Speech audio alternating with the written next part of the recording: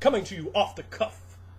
No, not Kevin Cuff, but out of the seas of my mind, unprepared, unscripted, unsanitized. Your main man returns from the darkness. Now I've heard the boiling roars from below, the people in mass begging to hear the voice on high speak to them about a topic that is returned over and over and over again, requested, demanded, pleaded for. And video after video after video after video, a epidemic insertion into our glorious thing. And I, Talos, hear you upon the clouds, and I shall leave you thunderstruck with my answer in cacophony and stereo. Listen carefully to the reverberations, for the words are buried deep within. Yes, I'm going to talk about the effects of video games on real RPGs. Now, video games have been the single biggest effect, period, on anything outside of our hobby, on our hobby. In fact, the majority of the people in the world, you say role-playing game to them, they think you're sliding a cartridge in your Nintendo. They don't think about Dungeons and Dragons books. They don't think about Vampire the Masquerade books. They don't think about GURPS books. They don't think about Savage Worlds books. They don't think about role-playing games. They think about a video game. And that is an entirely different definition of the word. You have to bend the definition completely. You are playing a video game. You are not role-playing. It is a completely different deal. And we're going to get to explaining and fleshing those statements out later in this tirade of my mind. Now, when you talk about the effects of video games, I'm going to give you my first experience of an RPG video game. I started playing role-playing games when I was 10 years old. And the first experience of was a kid named Damien Mojica. He came into school in 5th grade and had this role-playing game. It was a very basic, generic. I kind of, in hindsight, it looks like he had played 2 sessions of D&D and kind of vaguely knew a couple of rules, so we just ran it like that. And we ran it. We had a good time with it, but it was all blind leading to blind. And then at 12 years old, I bought Curse of the Ajar Bonds for the Commodore 64, and I loved it, and it was amazing, and it flooded my mind and my imagination, you understand? And it gave me so much to think about. It gave me one eye in the kingdom of the blind, and that made me the king. I will assure you right now, at 12 years old, it had so many quests and plots and NPCs and bits and tavern tales and a map of the part of the Dale lands, a little tiny bit of Cormyr, portion of the Moon Seas, and that just flooded me. And I said, man, you know, and I chopped and changed, and I learned, and I brought things over whole scale, but just little segments. I never tried to just run that video game as a role-playing game, and I've seen people do that so many times. Don't do that. What you want to do is take the pieces, take the scenery, take the ideas, and bring them into your mind. Let it envelop, let it ferment in your rumination process, and then chop and change, bring it out. Look, if you're going to deliver information A from NPC A, as the game does, go with NPC Q and have NPC Q deliver information A, but then put a little bit of information H in there, and then chop and change and add a little bit of your own stuff. Don't just regurgitate. Bring up some of your own bile. Bring up several different meals. Bring up some macaroni and cheese as a fish. You understand? That's disgusting, but try to get the point. When you just bring up what they're doing, you didn't do anything. You just sort of plagiarized. But take it and make it part of your creative process. The video game essentially can provide excellent building blocks to imagination if used correctly. It can give you more tools in your chest as a game master and as a player. Don't sleep on that and think it's all on a game master. It's only for the game master. For the player, you can learn and expand as well. So take those things and repaint those scenes and shoot them with a different lens. Just like they used to do in Hollywood all the time, scene after scene, the same old props, the same old sets. Just change and look at different settings, at different angles, at different arrangements of, you know, prop A and Q instead of prop A and B. It makes things a little bit different, and then you do that, and you can start really passing it off as your own. And then when you start adding things and you start using their stuff and saying, okay, well, if they had an NPC that did this, how about if I have an NPC that does this? How about if I take NPC Q and cut part of it off, put a little bit of myself in that NPC? Then I cut a little bit more off, sort of Frankenstein monster, you know, the arm of NPC B on there. Start making it a little bit different, changing it around. Say, oh yeah, their character was a human, but let me make it an elf. Oh no, and if it's an elf, then this part of the background changes. Oh, and if it's an elf, then he's going to feel this way instead of this way. All of a sudden, we're starting to develop out something a little bit different. And if you throw just another random piece, just one little random word to describe in there, something different, you've got a whole brand new character right there. Just that easy. Just change the race and how the race would look at things, or the nationality, how the nationality looks at things, and then throw just one random thing in there, and you've got something that's completely unrecognizable, which is what you want to do. That's what modules. That's what video games can do. They can begin to teach you those building block steps. This is what they did for me, and I like it for that. However, they can also hold you down and hinder your play style. Video games teach nothing but power gaming, min-maxing, without role-playing. In a video game, you want to play Superman and be immune to kryptonite. That's the first thing you buy with your experience points as Superman. Oh, immunity, kryptonite. Ha ha ha! Yeah, what's good now? I can do everything, plus you can't do nothing to me. You're playing Batman, and not the cool Batman that could stand against Galactus or Darkseid or whoever. The little rinky-dink Batman that was in the old Adam West Batman. That's who you get to be. Ha ha ha! I just punched my way through time to kill you, Batman. It creates a big problem because you don't have that experience. You're just playing. They call it a role-playing game, right? Because they took that from role-playing games.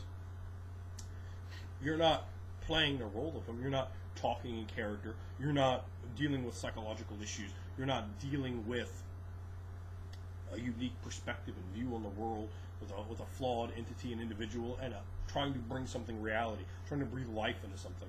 You're simply walking along a pre-planned design, or even an open, more sandboxy type deal. You're not really role-playing it. I've seen these role-playing servers, and they're pretty terrible. I'm going to be honest about it on these MMORPGs. I've never played an MMORPG, not once, not 1 second of an MMORPG ever, but I've sat and watched people play World of Warcraft a little bit here and a little bit there. I went down to cyber cafes and I've heard them talk in TeamSpeak. And even when they try to role-play, that goes way out the window as soon as that battle scene comes around, and then you see that same mentality manifest inside the fantasy game, inside the horror game. When combat rolls around, the swift flinches and it's out of character. Combat is one of the most important times to be in character to the fullest, because it's what a character should be, so heightened, so full of adrenaline, so alive. It's a great rush when you can put yourself there and vicariously experience the horror, the adrenaline, the fear, the pain, the smell and stink and stench of it all, the glory, the triumph, the dirtiness, the regret, the sadness, the sorrow, the pain, again and again. Be immense experience. I'm not against combat at all. Sometimes it seems like perhaps I'm saying that in videos, but I'm not. I'm against bad combat, and video games teach horrendous combat. Power game your character. Power game your character. That's what they teach you over and over again. And then when you're in combat, talk out of character. Oh, I need the cleric to come over here and heal me for 8 points of damage. In my game, that's cheating. That is cheating. You're cheating. And my players aren't going to be happy about it. I might just lose my shit right there on you. I mean, you might as well just take the... I would be happier if you took if I sit there and watched you, instead of rolling, you just moved your dice over to 20, so I got a 20. I said, well, at least you stayed in character to do that. I mean, it's unbelievably bad to me. Like, don't expect experience points, maybe ever again, if you do something like that. And don't expect to be ever invited to play a game again. That is, in my mind, cheating. And that's a video game mentality. It's okay to call the cleric over. What? I mean, you could do it in character. Don't get me wrong. Oh, I'm so badly ended. Lars, come. Oh, I'm on my last breath. Oh, that's right off the top of the head. You could do that. You're selling. You got the broken clavicle. Your shoulders collapsed. Perhaps from the mace that's just bashed you. You've been hit across the face and have your teeth flying out, and your lips have been cut, and blood's pouring from your face in that long sword strike. Yeah. All right, we can start trying to call for the gurgling blood as you're calling. We can start calling for the cleric in character. Not, I'm down 10 hit points. Quick, get over here, Bob. Well, what's your character's name? I don't think that's right. Oh, yeah, it isn't right. There's a big problem. And that problem is epidemic, and that's what we do on this channel, all right? Me and you, hopefully, together, as our tag team of destiny to defeat that tide. And I'm into darkness because I'm talking about ignorance. I'm talking about a tide of darkness. And actually, I'm also here because there was some problem with the light. So, those things established aside, And the video games can build that mentality. I wrestled for 10 years, folk style, freestyle, and the coaches and wrestling coaches are really not the most creative people in the world. I'm going to shoot about that for a minute. But they always say this. It's kind of like always the same guy, but like with different bodies. You know, it didn't matter, right? It just didn't matter. It was always the same dude, a different body. And this same dude would say, practice doesn't matter. It's perfect practice. Perfect practice. And it's the same thing for RPGs. You know, when you get down into this mire of problems and you're playing these video games, MMORPGs can affect you to that style. You go, okay, well, I'm going to have these mad high stats, and I can't have any weaknesses. I don't want to show any, my background, no, everyone's dead in my background, so there's nothing you could use against me there. No, I'm a werewolf, but I got this cloak of immunity to silver. Are you kidding me, dude? Are you kidding me? I mean, it's just ridiculous, the kind of mentality it engenders, because you're like, I can't die, I can't die, I can't die. That's being defeated. No, being defeated is what you've already done. You've already lost. You lost before you even started filling a character sheet out, because the mentality is wrong. The mentality needs to be to role play, to create a role to play. That's what role playing is. That's what role playing is. You make a character and you play that character. You don't make a bunch of stats and go and kill some goblins. You make a character, a person in a world that to that person is real. And that person will act as if that world was real, as if the stimulus was real. They should react to that stimulus as they would. And it's a pretty simple deal. You build a real psychology for a real person in a real world and have them react accordingly. Video games do not teach you that at all. In fact, they teach you the opposite of that almost. And you want to build a set of numbers, make them as mathematically sound as possible. It becomes much like more similar to Magic the Gathering than to a role-playing game. And if you want to have a mathematical experience, you can play Magic the Gathering and have a good time with that. But it's not a creative experience. Magic isn't a creative experience, and neither is a video game. It has bits of creativity that you can watch and look and absorb, much like a Magic card has some interesting artwork that you could absorb on there and perhaps use for an idea. But the process of the game itself isn't a creative one. It is a mathematical one. You start matching up numbers. And in the video game, you match up the numbers. But in a role-playing game, you don't want to do that. I mean, you fall into one of the worst camps of just a ridiculous power gamers trying to get these ideas. And I think a lot of cheating comes from there, too, because you have, cheat codes and I'm going to make my character immortal and I'm going to do this and I'm not going to feel anything wrong with that. The game world doesn't matter. It doesn't need to be believable. What needs to happen is I need to survive. I need to win. And that to-win mentality so largely comes from role-playing games. The role-playing games really change the hobby around, particularly with like character death. I mean, your character died. Oh, man, that's something. My character died. I had some stuff. But I do have this other idea for a character. Man, I'll see these people now just get devastated. Like, oh, my character died. Oh, no. I mean, I've seen that time to time, people here and there of just general bitch-assery. But it's not... that big a deal. You can always make something else. You don't get a saved game like you do in those RPGs online or on a video game. You don't get to just respawn. You're dead. You're dead, son. Particularly if you do not have any sort of resurrection, raised dead in the game, or it's very difficult. It's not a literal sort of situation, which I always encourage. It should not be. If it's there at all, it should be like an amazing thing. Like that's like that one shot. Like that happened one time in a campaign for one dude, and it was like, I know everybody. I've been raised like 8 times. It's like, come on now, dude. If it happens twice, that's in my mind pushing it. And the 3 times is not the charm. Absolutely not at all. 3 times you're out. You know what I'm saying? So when you have that video game mentality and things aren't, it lessens the impact that you can have in trying to make things as real as possible. And I think that's one of the big problems in video games. And when you see like a lot of us old timers, we just go fucking berserk, and the kids don't get it. Oh, I don't like 4th edition D&D. Well, I did a video about that. You fucking jabroni.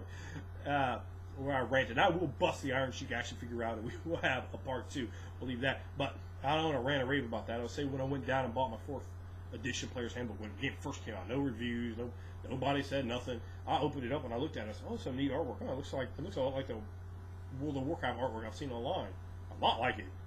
A lot like it." As I'm going through the book, and I'm looking at the glossy page, and I'm like, man, this really strikes me similar to the kind of cheat code manual you'll pay $20-$30 for how much ever they cost to play a game. You know, not a little gimpy instruction book that comes with it, but the big expensive one that you get gouged on. You're like, wait a minute.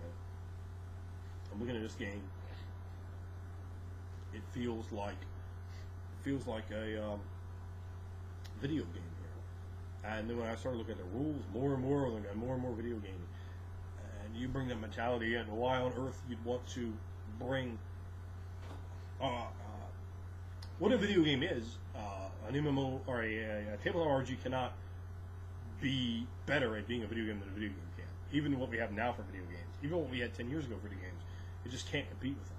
However, a video game can't compete with what an MMO or what a real RPG is. An MMORPG, it can't compete with it. It just cannot. When you lessen your A game, your top material, it's like taking out like all your all-star lineup and just putting like your single A ball team in there. Getting out there and play against the Yankees, boys. See how that works in the World Series. Oh, okay.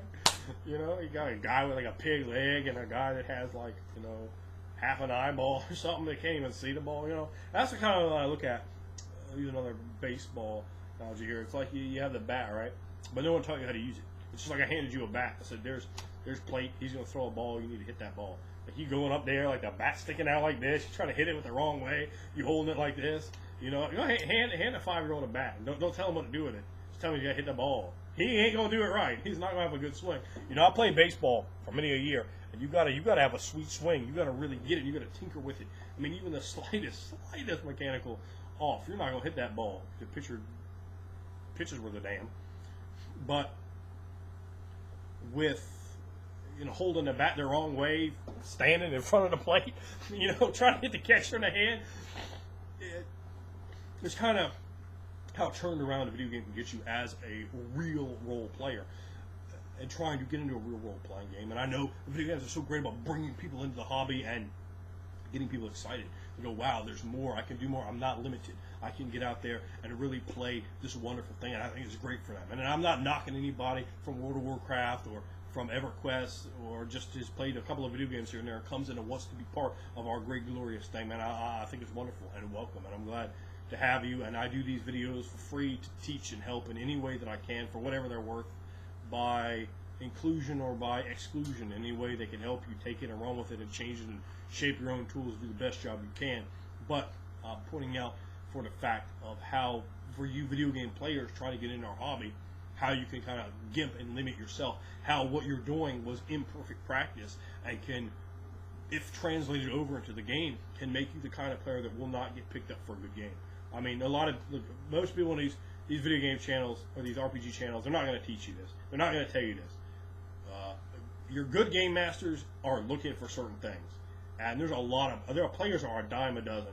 Good game masters are excruciatingly hard to find. What they're looking for, are certain things, and you're not, with that video game mentality, you're not going to ever make that cut. You want to divorce yourself of that and to be able to get into the mindset of being able to really render your game, your character, as a player, and take everything that's good for you. Take all the building blocks and digest them and bring them up and help them to make your style better. But don't limit yourself. Don't detract and fall back. Immerse. Jump in there. Be part of the game. Don't fall back and be away from the game. Don't look at it as my character does. No, you do. You understand? That's one of the very first things I get on players. And that's something I demand. There is no my character. There is I. I literally, as odd as it might sound, I will not play with someone that does it. Not as a player. It would just drive me berserk if I'm a player and someone else is doing that.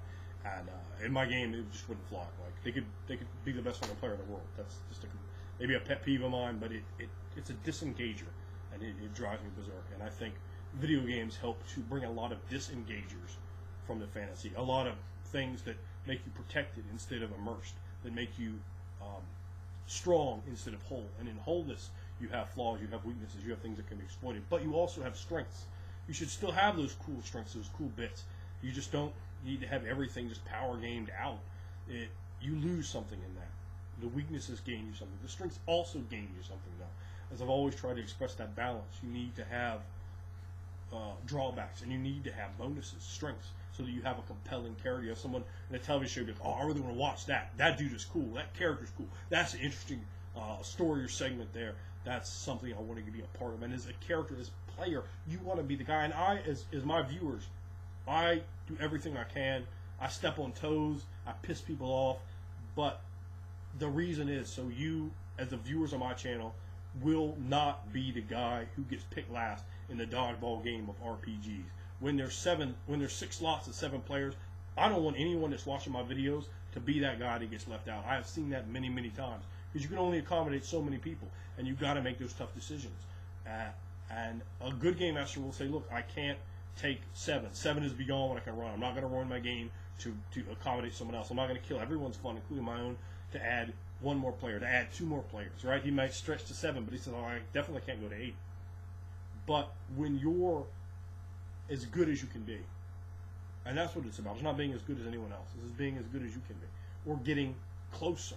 Really, that's really the better way to say, getting closer to being better, to being able to present to your group interesting, innovative, dynamic style that people dig. Then you're really going to come a long way. So, it's my thoughts on video games. Is they have a negative effect in a lot of ways, and a positive effect in certain ways, as we have described. But don't let that culture mentality there, leave it there, and rebuild your muscle memory of creativity, in your mental muscle memory, I like to call it. Divorce yourself from that negative aspect, and bring it in so you can develop those whole characters. Don't make part of a character, make a whole character.